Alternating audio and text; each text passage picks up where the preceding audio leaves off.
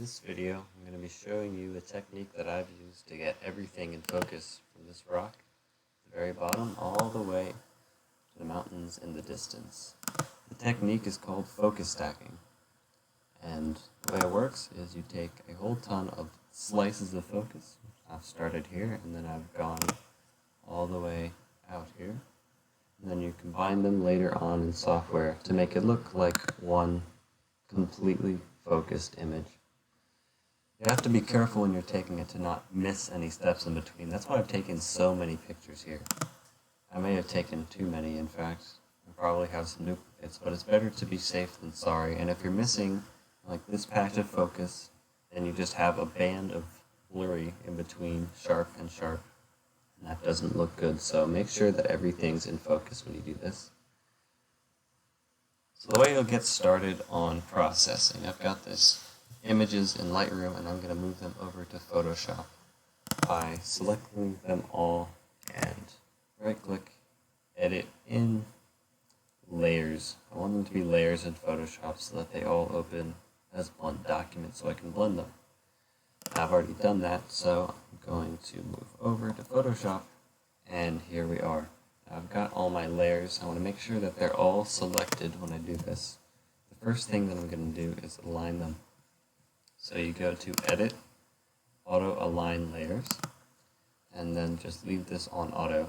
That works fine. You click OK. I'm going to cancel because I've already done it. Some of these things take a little while to process. So here we are with our layers aligned. You'll see that there's some small gaps on the outside here that are not part of the image, and then there's some areas around that have started to blur as well.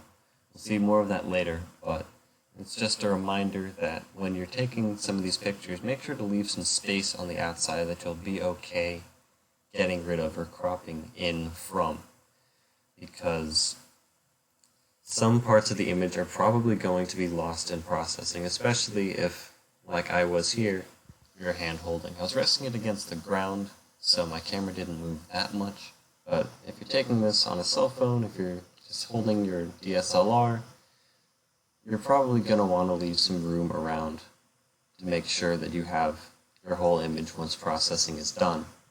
The next step you're going to do is a lot like the last one. You go to Edit, and one step down you have Auto Blend Layers.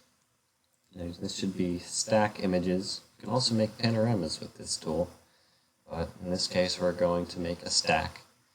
And I'm going to leave these options selected and hit OK. I'm going to cancel because I've already done that, and that'll take a few minutes with how many pictures I've got working here. Especially since they're raw files, that'll make your image size a lot larger. And so now you see what I was talking about before, these blurry areas on the outside. I'm going to have to crop in to make sure that those aren't showing, so I will crop just to the part that is in focus. That still leaves me a very complete image. I'm going to bring the sky down a little bit just out of my preference. And once it processes, I will have my image. And you see I didn't quite get that right. Just a little bit blurry down there. Let me see if I can zoom in and show you.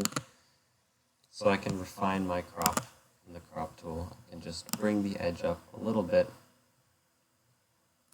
to where I'm sure is good.